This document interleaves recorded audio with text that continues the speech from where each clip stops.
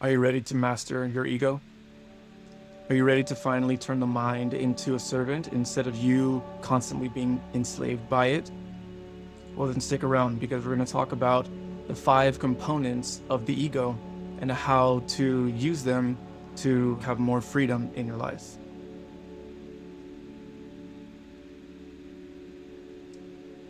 So, we're often talking about the ego, the sense of self, the feeling of I, the subtle presence that I am, that is the center of our lived experience. But without coming into a detailed understanding of the components that make it up, then we're always going to get lost in trying to observe without identifying. So, what are the components of the ego and how can we use it to gain freedom? This is coming from a Buddhist psychology concept called the 5 skandhas. The 5 skandhas are 5 components, 5 aggregates is a traditional translation of the word, because they are aggregations, they are collections of stuff, of energy, so you could say, that make up our lived experience. The first is form. What is form? Form is physical objects that seem to exist in space and time, like this computer in front of me, like my physical body, like my hands, like the table, right? Like the phone. It's here. Some objects are solid, right? Like a rock. Some objects are liquid, like water, and some are gas, right? We know about all these different states of matter from physics class. Now, all of these forms exist out there in the world, and then our body, also being a form in the physical world, has these 5 senses: eyes, ears, nose, tongue, body, sense doors through which that we can experience all of the external forms. A really useful technique for you to come into contact with the skandha of form is to practice meditating on the sense doors. Some of them are more useful than others.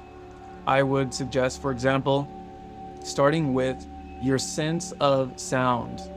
You can effortlessly meditate by choosing to sit and maybe close your eyes and let your ears receive whatever sounds are occurring in the space around you. Not necessarily listening to any one thing in particular, but just allowing the sounds to play like a symphony, different instruments coming in, and just let that experience be exactly as it is. Notice how that experience is occurring right here in the ear. And as you're allowing the sounds to come into your ear, maybe your mind is coming in and chattering and making commentary, but we'll get to that. You could do a similar exercise with your sense of sight. That might be a little more difficult, but it's also possible with your sense of sight to sit with your eyes open this time, not looking at any particular thing and identifying it, but rather letting your eyes be open and letting the visual scene come to you. You're practicing seeing rather than looking. You're not trying to find anything. You're just letting the shapes and colors, the light and the shadow, appear in front of you without grasping onto anything and without rejecting anything. And you just let it be like a painting, just experiencing it. And you might notice your mind coming in and narrating and this and that, but we'll get to that in the next skandhas. The next component, or skandha, is called Vedana in Sanskrit, but in Western psychological terminology, you could call it feeling tone or hedonic tone. It's the feeling or sensation that you get from any of your sense doors that indicates something is pleasurable or something is painful. And it's not a clear black and white kind of thing. It's either pleasurable or painful. It's kind of a spectrum of sensation that could be really pleasurable to just somewhat pleasurable to kind of neutral to then maybe kind of not so nice to actually being very painful, and anywhere in between. As you're sitting in your meditation, you could notice that there is a natural kind of impulse coming up in your system that wants to push certain things away and grab on to certain other things. For example, let's say you're sitting on the floor and you're not quite used to sitting on the floor. You might notice that in your hips or in your knees, there is a little bit of tension or tightness or maybe even pain, right? And as you're sitting there attempting to be cross-legged, maybe in a half lotus or a full lotus, the simple fact of being on the floor makes it difficult for you and you'll feel that sensation. And on the other hand, you could feel some sensations as you're sitting. You might start to feel really relaxed. You might start to feel really focused. You might start to notice some kind of tingling sensation on the surface of your skin, or maybe a really expansive and calm sensation just washing all over you. And that's completely normal. But along with that sensation that you're noticing through the sense door of your tactile bodily senses, you might also recognize that there is an impulse to grab onto and cling to this pleasant sensation. There might be a feeling of, wow, this feels good. I want to do more of this. Maybe not necessarily thoughts that are occurring in your mind saying that, but a feeling, a nonverbal sense of, I like this, I want more of this, I'm going to keep it, I'm going to cling on to it. Now, underneath the pushing away and the clinging, there is a fear. There's a fear that this unpleasant thing is going to be here forever. And there's a fear that this pleasant thing is only going to last for a certain amount of time. It's temporary. And that fear is grounded in truth. And paradoxically, the solution to it is to allow everything to appear, to abide, and to disappear as it will, because everything is impermanent. Which is another aspect of Buddhist psychology and philosophy that dovetails with this concept of the five skandhas. Everything is impermanent. Everything that is born will die. Everything that is compounded and constructed will deconstruct. Everything that comes together will come apart. A good way to practice with this second skandha of feeling tone or Vedana is to simply sit and notice, for example, the sensations on the surface of your skin. Notice how the temperature of the room might feel pleasant or unpleasant. Notice how the sensation of your body making contact with your seat might feel pleasant or unpleasant. You might also notice that even more intense sensations start to come up for you as you're sitting, like an itch or maybe a sharp pain. You can notice what it's like to experience that irritation and simply allow it to be there. Obviously, be smart about it and use your own common sense. If you know that you have some pre-existing condition or, you have a past injury in your knee, don't torture yourself because you're trying to practice being with the pain for your meditation. If you can change the circumstance and make yourself more comfortable, then please simply change your posture and sit in a more comfortable position.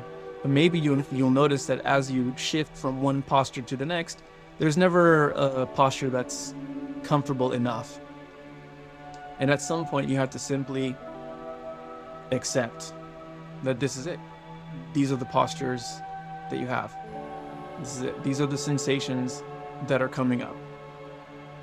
And if you know that it's not going to cause further injury, then maybe it's worth practicing with the sensation and not giving in to the impulse of rejecting and clinging. This will come back, it is applicable in so many different aspects of life, more than we can talk about in this one video. The third component of the ego is called samnya in Sanskrit. Excuse my pronunciation.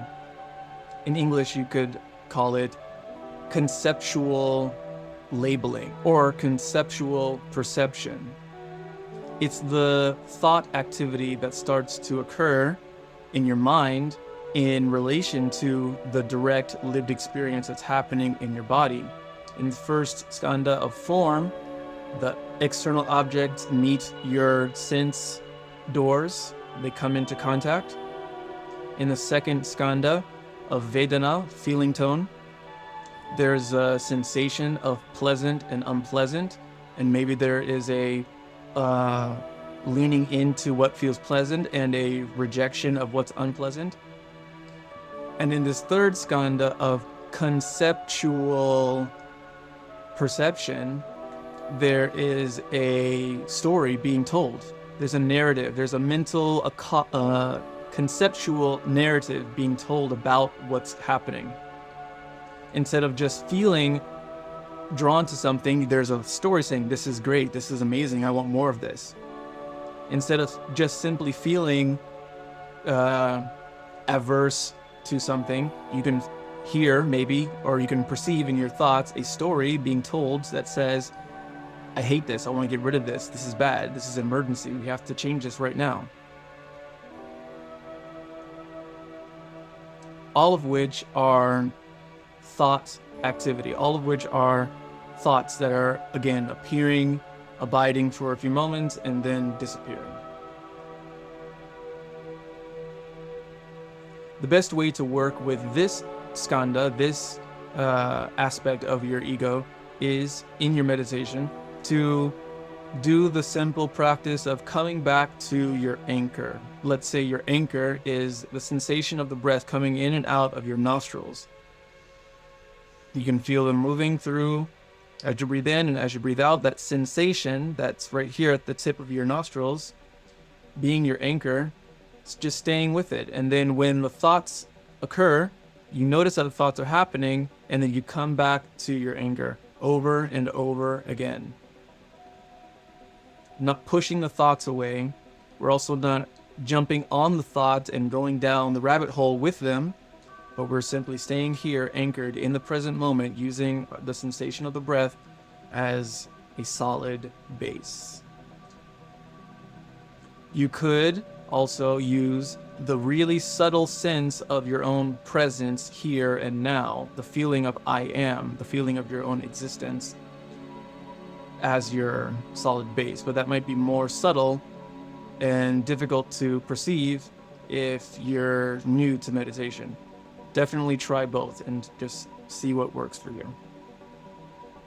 The fourth component, or skandha, is called samskara in Buddhist psychology.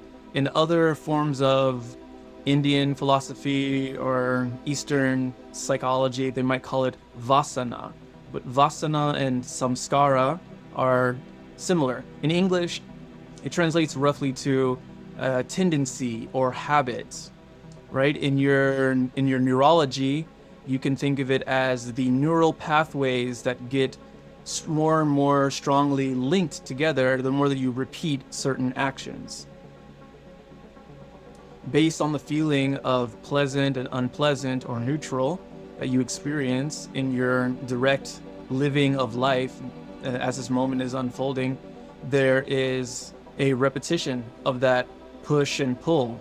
There's a repetition of the feeling of what's pleasurable and what's unpleasurable. And then the way of relating to all these things gets more and more deeply ingrained until it becomes a habit or a tendency. That's what a samskara is, or a vasana. In terms of developmental psychology, you can think of these as the tendencies that you developed over a period of time from your childhood up until adulthood. And if you subscribe to the theory and hypothesis of multiple lifetimes, then you can think of these as the tendencies that you've developed over multiple lifetimes. Not only in this childhood, but in the childhood of your past life and the childhood of multiple lives ago. So sometimes as you're observing your thought patterns and you're observing your behavior patterns and you're wanting to make some change, it might seem like, okay, I need to find the root of this so I can change it. And you might be able to find the earliest experience in this life of where that came from. But if you subscribe to the hypothesis of multiple lives, of rebirth, reincarnation, then the actual root of that tendency that you're noticing could be 2 lives ago, 10 lives ago, 30,000 lives ago. Who knows? But whether you believe in past lives or not, what's happening right now is a product of what happened earlier. The effects that you're living right now are the fruit of a specific cause or group of causes. Actually, infinite causes and conditions. That's a whole nother video that we have to do to talk about that. It's not a linear ABC caused XYZ, but rather it's multifaceted. We'll have to talk about it. The fifth and final component of the 5 skandhas is consciousness. In Sanskrit, vijnana. Again, excuse my pronunciation. Vijnana is your subtle consciousness. It's the most basic and foundational awareness. It's your formless perception. It's the function of the ability to perceive. It's perception, but it's non-conceptual. Concepts are thoughts.